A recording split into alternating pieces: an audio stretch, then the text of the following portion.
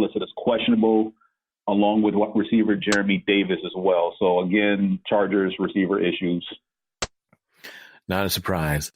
The Minnesota Vikings are at the Green Bay Packers. Both these teams moved up in our power rankings. The Vikings moved to 9. The Packers moved to 7.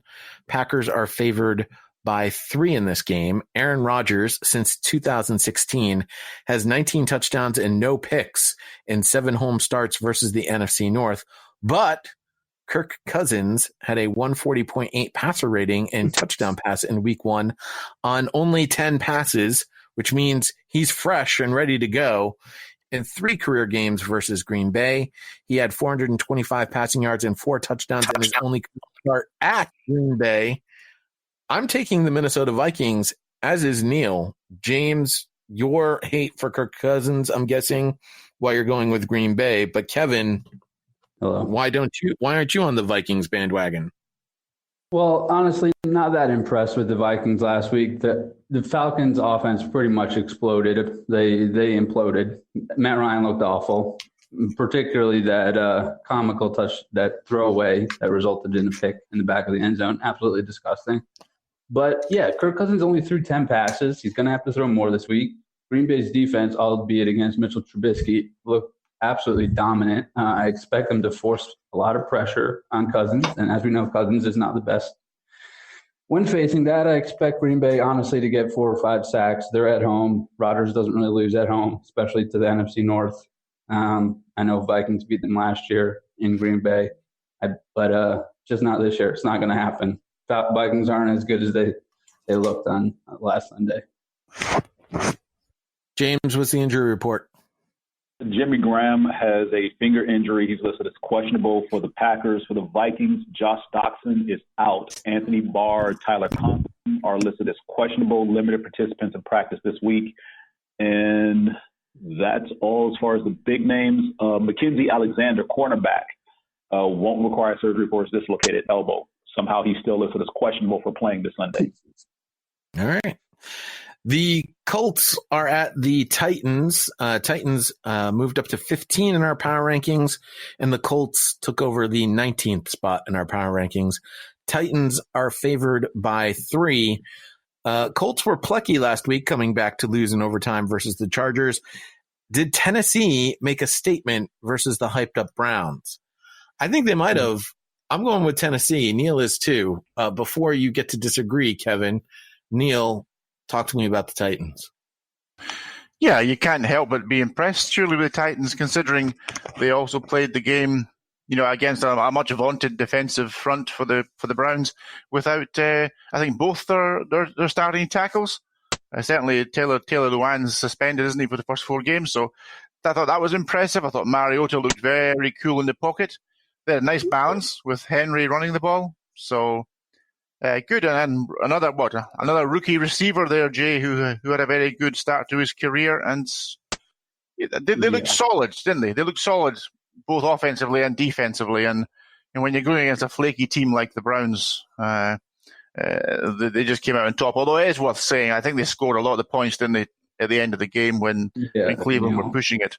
But I certainly, I'm not saying the Titans are potential Super Bowl team, but I think they're a solid team that you can't take lightly. And as much as the Colts look pretty good, I'm not a Jake Brissett fan, so I think we'll see the Titans continue to roll. Brissett. Yeah, whatever, Brissett. Who cares? You can call him Jake. Jake, I'll be there until next year's draft. I also don't think his first name is Jake. It's Jacoby, but calling him Jake, I'm down with it. Come on, Jake's fine. Nah, let's not do that. James, what's the injury report? Biggest injury for the Titans, Kevin Pamphile, guard, didn't practice yesterday with a knee injury. David Llewellyn, running back, has a hamstring. For the Colts, we know Devin Funchess is put on injured reserve. Running back Jonathan Williams is listed as questionable. And defensive end Jabal Sheard has a knee injury. He didn't practice yesterday either. Did you say anything about Leonard there? I missed that. Did you say, is Leonard playing for the Colts? Because he was injured, wasn't he? Leonard's not on the injury list for the Colts. All right. What's his first name? Jake. Very good, I Neil. don't think it is. I believe in Jacoby Brissett. Yeah, the Colts looked way more impressive than I thought they were going to. And Neil, as you said, all those points were in the fourth quarter. I think 30 of them, 14 of them by the defense on defensive touchdowns. It wasn't Mariota who won that game. It was the defense. Mariota was very suspect in the first half. Yeah. And they leaned on Henry a lot, too. He leaned on Henry, and Henry, one of his touchdowns came with Henry's 75-yard screen. Henry did all the work. Once he gets into the open field and hits stride, literally no one can catch Henry. It takes a while to get going, but once he gets going, he's damn fast. And speaking of A.J. Brown, speaking of rookie wide receivers to not repeat their performance, most definitely him. I don't know. I really like the Titans' defense. Same story as last year. Their defense was really good, but their offense is just average. Sometimes they just don't show up, and the Colts usually have their number. I know usually with Andrew Luck, but just give me the Colts here.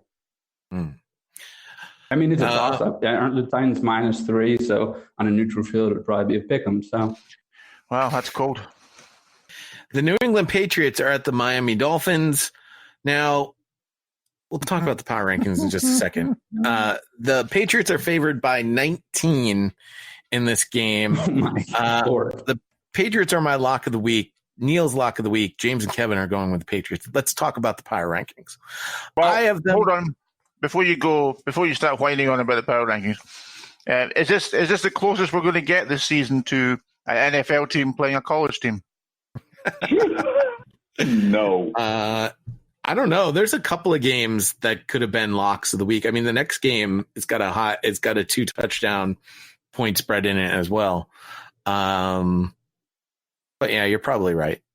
It's just, I will say though, I'm not, if I'm playing with the points, I actually want to make a teaser. I would make a teaser bet. I would take this Patriots game, the Ravens game, and I think the Texans have a decent point spread. Where's that game?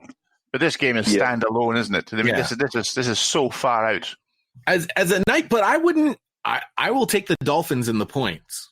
But I will, absolutely. The Patriots are not winning this by 20. There's no way they should win by 20. And that's the thing. I know the you're about Patriots, to get into it. Tom Brady has as many losses in Miami as he has losses in New England or something like that. Other way around. Or whatever it is. It's ridiculous. He does not play well in Miami for whatever reason. Strange things happened. The Miami Miracle happened there last year. That said, Brian, the team is playing against a familiar head coach in Brian Flores. We know what happened last year when the Patriots played against their former assistants. They lost in those games. Should I tell you, Jay? Should I tell you how bad this team is, Miami? This team is bad. The only team that we have all agreed upon is 32nd in the power rankings. Yeah, they are going to make Tom Brady look like Lamar Jackson. That's how bad they are. That's well said. Now, oh wow, I put the power rankings with Tom Brady and the Patriots at number 1 in the power rankings. I took out Greg's power rankings for this particular reason. He put the Patriots at 30th out of spite. Which would actually make the Patriots only 3rd in the power rankings, but actually it screws up the power rankings picks in the Rams-Saints game. It actually will change depending on the ranking of the New England Patriots. So because of that, I had to remove Greg's power rankings out of what we're doing because he put them at 30th. He says his claim for this is they have more mess than the Browns and the Raiders. I'm assuming he's just talking about Antonio Brown. I don't know. Yes, he is. But there's no legitimate reason to have the Patriots at 30th in the power ranking. All I can say is I was worried for you guys when you got Trump as president, but now I've realized democracy is dead. No, democracy is not dead, Neil. I mean, come on. As I mentioned, it changes the power rankings picks in another game. It affects more than just having the Patriots 3rd in the power rankings. Neil, you're not entirely wrong, but for some stock options and $500,000 a year, you can buy an election. Well, James, I don't agree with Greg because I have the Patriots number one, but I will fight to the death to preserve his right for you to have his view. Not like that, though. This, and then unfortunately, this is a classic case of why everyone shouldn't have a vote or a say in that matter. Are there any injuries that we need to be made aware of here, James? Jonathan Ledbetter, defensive end for the Dolphins, was placed on injured reserve today. And let's see, for the Patriots, anything. Brandon Bolden has a hamstring. He's listed as questionable. Demarius Thomas has a hamstring and didn't practice. Demarius Thomas is no longer with the team. Yeah, that's what I'm trying to figure out why he was still listed here. Marcus Cannon has a shoulder injury. He was limited in practice. That would be the biggest injury right now. Did you lose your center? Well, David Andrews is out. He's on IR. He's out for the year, yeah. You didn't lose a center on Sunday, no? No, Ted Karras was still fine, although his shotgun snaps are less to be desired. Well, I think I missed that news on Sunday. Is Ted Karras related to Alex Karras? Yes, he is. He is the nephew. Yep. Nephew, gotcha. Yep. To tell you, Jay, I don't know what you thought about the game. I managed to watch extended highlights of the Pittsburgh game against you guys last night, and I have to say, Pittsburgh just continued to be New England's bitches. I mean, that was just absolutely horrible. I mean, how Mike Tomlin still has a job in that organization, I have no idea. That was gutless, spineless, and clueless. Not Mike Tomlin I have a problem with. Offensively, I have an issue with Ben Roethlisberger because, he looked inept out there at best and stupefied at worst. So I mean, James, it was like seeing Jimmy Garoppolo back in the Patriots field. Arizona Cardinals are at the Baltimore Ravens. Cardinals are 27 in the power rankings. Ravens are 12th. Ravens are favored by 13.5. And while they looked really good against Miami, I have a feeling everybody's going to look that good against Miami. And the Cardinals actually were quite, plucky. They actually won the game in old overtime rules. They scored first in overtime, just happened to be a field goal. Ravens have led the all-time series, though, 4-2. They've won 4 of the past 5 against this team, but the last time they played was in October 26th of 2015. This is this old team. West Coast-ish young team traveling east, 1 p.m. kickoff.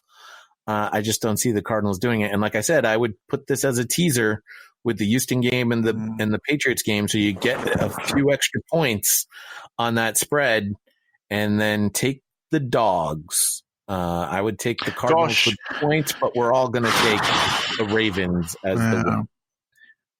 I mean, I really hope Kyler Murray works out in the league, but oh my God, he looks slight. I don't mind his height so much, but he looked slight, didn't he? Against when you see him up against offensive linemen and that, the guy looks really, really, really fragile. Oh, I'm worried about him when he comes up against a really good defense, because Detroit are not a great defense, and oh boy. Well, Dr. Jones is excited. He said the Cards have a shot. Maybe. They need to get out fast, like almost immediate. Kyler has not shown that he can do that just yet. With last week in the preseason, Kyler has needed multiple drives to start feeling good, and that just won't cut it on Sunday. Baltimore will be rabid, welcoming home the destroying force from Miami and celebrating their home opener. Things to watch: Cardinals' run defense was game 1 a mirage because we did pretty good. Cards O-line protection was very good in the second half and overtime, and we averaged 4.6 yards per attempt. Hassan Reddick playing more snaps. Things that will probably crush us. Mark Andrews in play action. We really aren't fast and tend to overcommit to the run. Speed at safety. Hollywood can get behind us. My horrible record when attending Cards games: I will be in attendance. In the end, I think we cover the spread, but lose rather easily, 31-24. James, before you give the injury thingy, just to say, guys, I'm going to get really annoyed this season because, last couple of years it's been the RPO plays. It's all been RPO this and RPO that. This year we're going to be back to play action, which has been around since before I was born. But it's on all the time now.